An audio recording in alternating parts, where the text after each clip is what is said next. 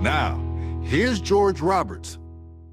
We're here at Build and Burn Fitness in East Stroudsburg. Joining me is the owners and fitness trainers, Joe and Emily Randazzo. Great to have you here on the program. Yeah, thanks for having us, George. So let's first dive right into fitness. How would you describe fitness if you were going to describe that to somebody?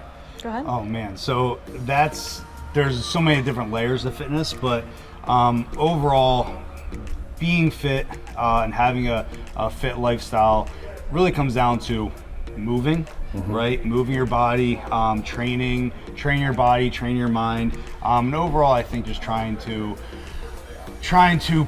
make a positive impact on your own life, whether it comes to like increasing longevity over time, injury prevention, self-confidence, health improvements, things like that. But there's so many layers of fitness and so it's kind of hard to really just describe it in one word. Yeah, Exactly, definitely hard to describe it right. in one word. But if it was, I mean, it's positive. Yeah. Would be a good word to use, right? Yeah. Right. We're going to get into fitness a little bit here.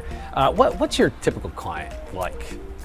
I would say our typical client is basically someone who wants to feel good about themselves. So they want to feel good, they want to be stronger, they want to be more confident, they want their clothes to fit better. Demographic-wise, we seem to do really well and drive well with like the between 30 and 50 range seems to be a good sweet spot. We've noticed lately people in their 20s are reaching out more, which is cool to see the younger generation care more about fitness outside of just like what they see in the mirror. Like they understand it's a longer process and whatnot. They So may you do a notice lot that on too. their own too. There's so many apps out Right, and all right. that, but the older Yeah. people, tend to not use apps all that much, and of Yeah. course, like the personal help and all that kind of stuff. Yeah. And what we find is the older crowd, the crowd's been around a little longer, has a lot of beliefs we kind of have to bust, a lot of myths that they've clung on to for a long time that the magazines and whatnot back in the day used to always tell us. So there's a lot of fear over the gym itself. There's a lot of misunderstanding of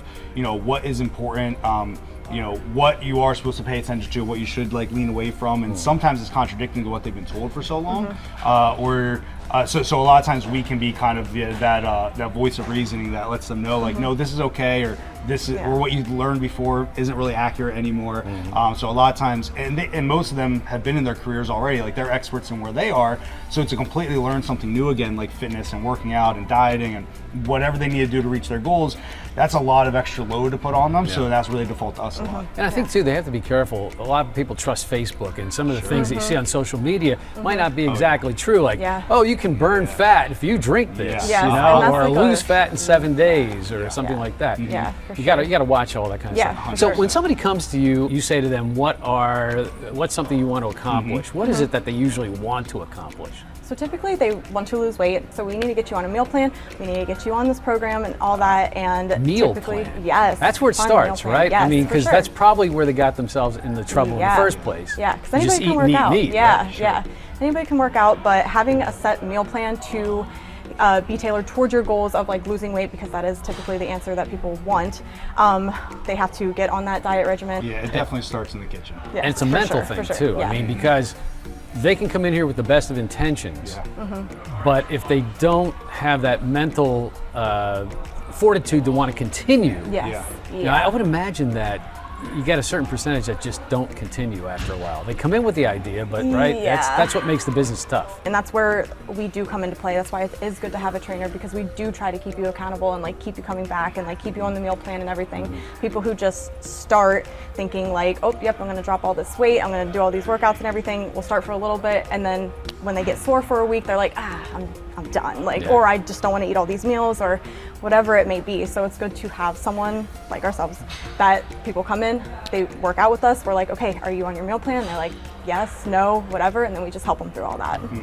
Yeah, it's the common theme every new year we see. Every January gyms get packed, and then in February, March it starts slowing down again. It's because motivation's the highest that ever is around that time of year. Motivation's enough to get you there, but then developing the discipline you need to keep continuing is how you actually get real results. Where we seem to come into play is we are that active accountability that bridges the gap between the motivation and your own personal discipline. Like, Yeah. you know, a lot of times they're only showing up. Sometimes they're only showing up because we're making them show up, and that's enough to take care of the rest. And then eventually it becomes part of their life. You're that extra voice that's kind of saying, hey, Exactly. get back in here, do this, Exactly. do that. Yeah, yeah. Let's do more reps. Yeah. Let's do, It's definitely let's- different when someone's telling you what to do. Like even us, like personally, like for me, if I'm coming in doing a workout and everything, sometimes I'll just be like, okay, you know what, I'm good for the day. But if I'm working out with him, I have to push myself. So I'm going to be like, all right, let's go up and weight, or let's do this. So it's also good to have that accountability from someone else. Yeah. What should people look for in a trainer? Some people are looking for someone to save them from themselves in the sense of maybe they have habits of or a history of self-sabotaging. So they need someone to kind of be, again, that voice of reason. Some people need someone to be, for lack of a better term, mean to them to a degree. Like some people want that. Like, hey, like, you know, I Like, need just tell me someone to what be to tough do. on me. I need someone to kind of like call me out when I'm you know, falling behind. Some people don't know what they necessarily need. So they come to us to be like, I just need to get to this goal. I've tried doing it myself. There's obviously a gap there, and we have to kind of fill it. But yeah, everyone's a little different. Do you find it tough being a trainer? I think it honestly comes very naturally to us. Like I've always loved training. Like I fell in love with it ever since I came out of college with it. And I feel like, yeah, it does really come naturally. Like it's fun talking to people, it's fun learning about their lives. It's cool like seeing them progress and like obviously get confident in their own skin and like see all their clothes fit better. It's cool when they text me and be like, yeah, like I'm down 2 pant sizes. I'm like, heck yeah, like that's what makes me feel good. But yeah, I feel like you're kind of the same way. Like you flow right into it. We're very fortunate that we do really enjoy what we do. sure. But you know, we have a lot of friends that are trainers and helped kind of train up trainers as well. And the hardest part, I'd say, is kind of being on all the time. That's why we usually tell younger people is like at 6 in the morning when that client's coming, they are allowed to be in a bad mood. They're allowed to be tired. They're allowed to drag. Like you have to be the one that brings them up. And sometimes like we have lives too. Like we're tired too. Like we have things going on. Fortunately, like I said, we have each other to support each other when, you know, behind the scenes to kind of make sure we're taking care of what we need to take care of so we can bring our best for the clients. And again, it comes relatively natural for us, so it's fun. It's a lot of fun.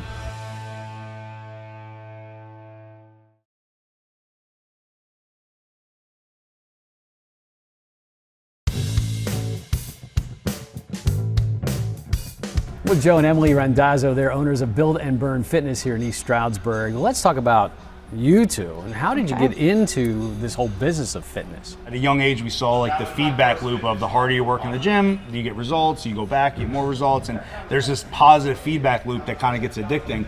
So we were good at it, and then, you know, we were working out a lot together in college, and people would come up to us asking us questions, and so we would naturally just kind of give the advice we learn on our own. Right. And really, before you knew it, we noticed like, okay, we seem to know what we're doing here. People seem to get results when we tell them what we're doing. We seem to understand some of the other experts farther ahead of us in the industry that we can, you know, articulate what they're saying and pass on to our people. And then eventually said, well, maybe we can just do this thing.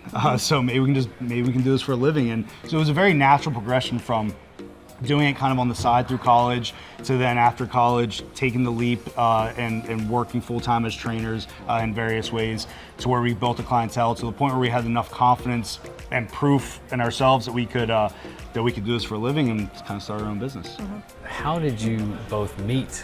This is my favorite question, but I do want him to answer this. It's so good. So Emily and I are both from Western Pennsylvania. Prior to that, in a small town called Portage, it's around the Johnstown, Altoona area. Prior to that, I lived in South Jersey, moved there when I was 12, in 7th grade. I saw her in the lunchroom my very first day, and I said, man, that's gotta be the best girl in this school, huh? So she caught my eye pretty quickly. And I was like, okay, honestly, it was a long shot at the time. I said, oh man, that'd be great someday, but not a shot. Conversely, if you ask her, she looked at me when I moved in. I saw and was him like, walk into the cafeteria. I was like, ugh, I would never date that guy. Yeah. So total opposite, but obviously it worked out. Yeah, she was writing me off in 7th grade. So we met, and I bothered her enough until she agreed to date me. When I asked her to be my girlfriend, she told me yes, but don't tell anyone. And he already had a Facebook post Yeah, out and and I was everything. like, all right, well, I kind of okay. already told all my friends, but I'll tell them to keep it a secret. And really, I mean, the rest is history at that point. But Right, we were right. we were always always, I tell a lot of my younger guys and stuff I work with, just find yourself an Emily. Like, it makes life a whole lot easier. There you go. Yeah, it makes life a whole lot easier. And you both went to college. I know you played sports. I played basketball at Lock Haven for about 2 years. Yeah, loved it there. And that's kind of where I fell into the more weightlifting portion and like the fitness portion and everything, because I first wanted to go into like more occupational therapy, something still along the lines of helping people, obviously within the health field. But then Lock Haven developed a exercise science program, and I was already taking a lot of those classes, and I fell in love with that because I was like, oh my gosh, I love the weightlifting portion of basketball, so I like doing the more strength and conditioning training for like all my classes and all that. So that's why I came into fitness. So. How do you balance your married life and working together life? Do we balance it? Just never stop working, and then no, I'm just kidding. It's a work in progress, I'd say for sure. I'd certainly say it's a work in progress, balancing it all. We are pretty good at keeping an open line of communication, and fortunately, we both have similar goals. So we both know what we want together. We're not butting heads on that. So if one or both of us has to sacrifice maybe something in our marriage to support the business and support work, or vice versa, we typically tend to get on the same page. And if we're not on the same page, we're, because of her, pretty good at communicating through whatever we have to. But I think it's a work in progress. I should probably ask you for the same advice. Yeah. I can give you a few things. There you go. But we'll save that for another day. All right, sounds good. So besides all that too, of course, you have clients and you still have room for working out, right? You both still find time to do that too. Definitely, yeah, for sure. I mean, if we don't take care of ourselves, like how are we supposed to take care of our clients? And how are we, showing that we can do this stuff if our clients are busy, like we're busy too. So we have to prove that, like, okay, it's possible. Like we can work all day, still get our workouts in, get all our meal preps in and everything. So like our clients can do the exact same thing. This might be a tough question. All right. What is a challenge that you face personally, that you know, dealing with fitness in your own life? What are the struggles? I would say time, honestly, because we work all morning and then the last thing I really do is want to work out. So like after working out, like giving dumbbells and everything, like switching out plates and all that for my clients, literally the last thing I want to do is do it myself. Right. So I would say, yeah, time and just like getting my own workouts in. But like I said, like if I'm not doing that for myself, why should I expect my clients to do that? Right. So yeah, that's tough. Time is tough to find, Joe. For sure. Yeah, and avoiding, I'd say also, avoiding complacency. So it's this unique, I guess, a unique situation that when someone has like 50 pounds to lose, and you know their doctor's telling them if you don't do this soon, you know problems are going to be happening or whatever it may be, or their confidence is to the ground. Once they get motivated, once they get the ball rolling a little bit, it's really addicting and it's really fun, and they have this extremely important goal to chase. Right. And I do feel something that no one's gonna give you sympathy for this a lot, but I feel when you're kind of like already there, right? Like, you know, oh, you don't have to worry about dieting, you already look great, or oh, well, you can skip the gym for a day, like you look fine. That complacency and not staying within, not holding yourself to that standard, can start bleeding into then all of a sudden you're not doing anything, and now you're not practicing what you preach for your clients. And so I think finding more motivation than just seeing the scale move or just seeing something change in the mirror, because you know it's what you have to do for a lot of other qualitative reasons that no one else is really going to see, is I think a tough thing to start learning. And again, something Emily and I have consistently been working on in our own kind of fitness journey, is setting goals that are important enough to us to like keep us coming back here so we can demonstrate it for clients. What kind of motivational speeches do you give each other? Motivational speeches? I don't know if they're all cable appropriate, but I mean, I feel like more of our motivational speeches come through business way instead of like more fitness. I mean, obviously it all like is parallel to each other, but because we're good with fitness, like we have that part down, like meal prepping, like I said, diet, nutrition, working out. It's so the discussions are around the business. I would say, yeah, more business. Yeah. Kind of have to get all that in check. Like, who's more the numbers person? For sure. The numbers person. Yeah. I get. Side note, I was an accounting major for like 3 semesters, but we won't get into that. But yeah, no, definitely a numbers person to make sure the business is going in the right direction and we're kind of doing what we want to do. But yeah, motivating each other. It's Emily likes to bend different. The rules though a little bit, right? for sure. Is there a few extra bucks in there we can use? Let's just say yeah, everything's a write-off apparently.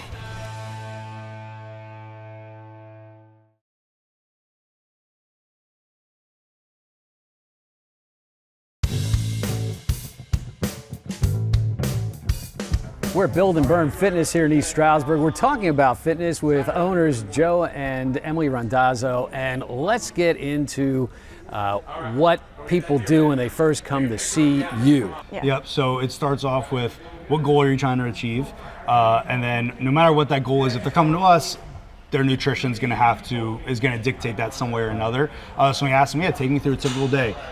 From the time you wake up till the time you go to bed, when are you going to work, when are you eating, when are you going to sleep?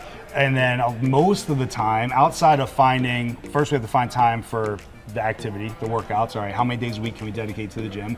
And once that box is checked, it's a lot more complex in terms of, okay, what other areas can we improve? And most of the time it falls onto nutrition for sure. Can we eat better, whatever we do. And we'll get to that, but I bet you most people out there think, oh, I'm kind of busy, or I'm kind of, I get some exercise in just on my own a day. But when you sit and you analyze your day, you get up, you sit down and have breakfast, right?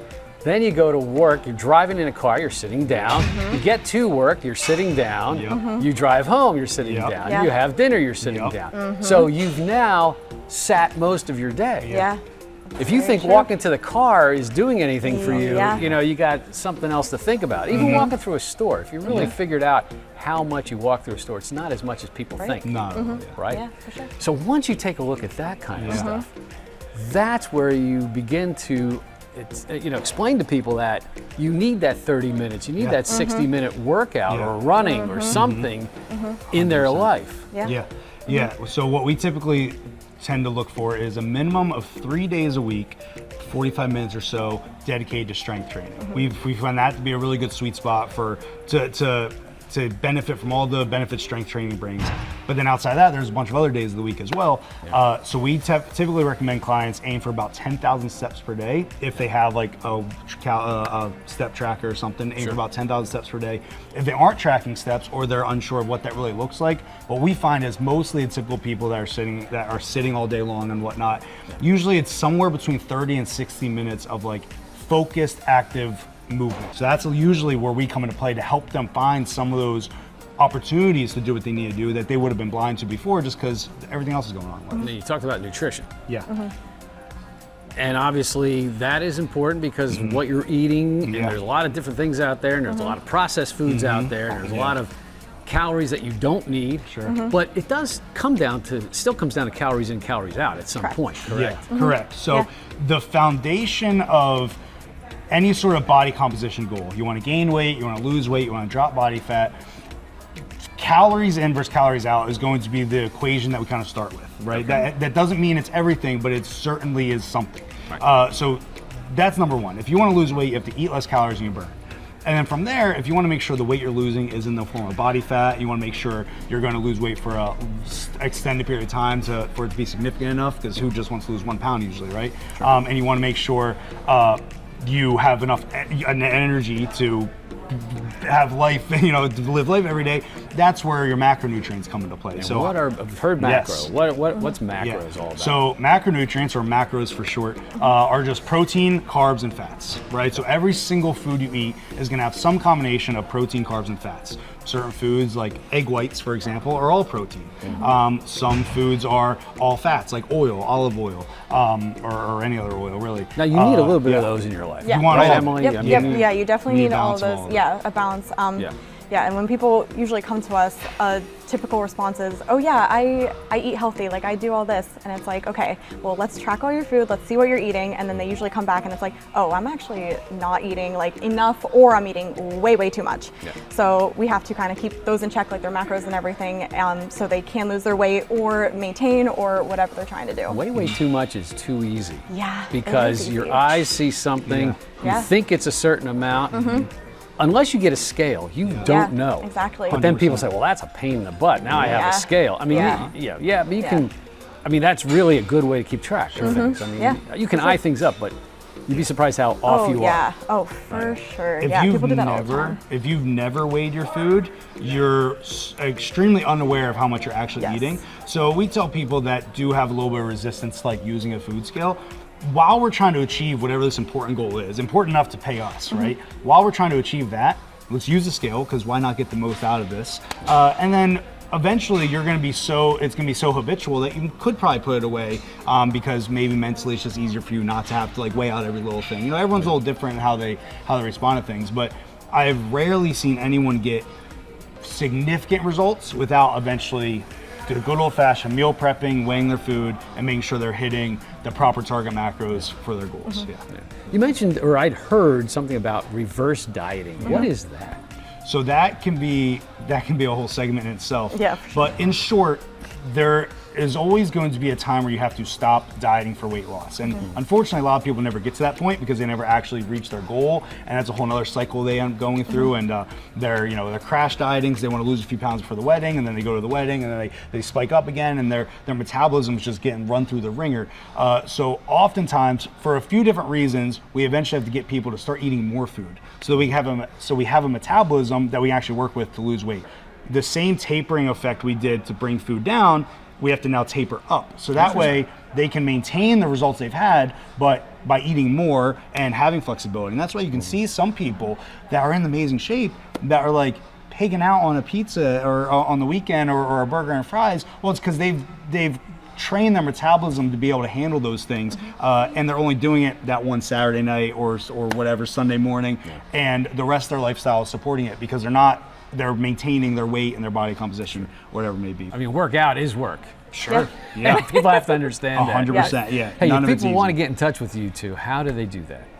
So they can contact us through any form on our website, buildandburnfitness.com. We're also all over Facebook and Instagram, Build and Burn Fitness on Instagram, or Emily's Instagram, Emily Randazzo, my Instagram, Joe Randazzo Fitness. Anywhere you see our name, find where you can send a message or fill out a form, and we get it. Thanks for being with us. Hey, thanks so you. much, George. It was awesome.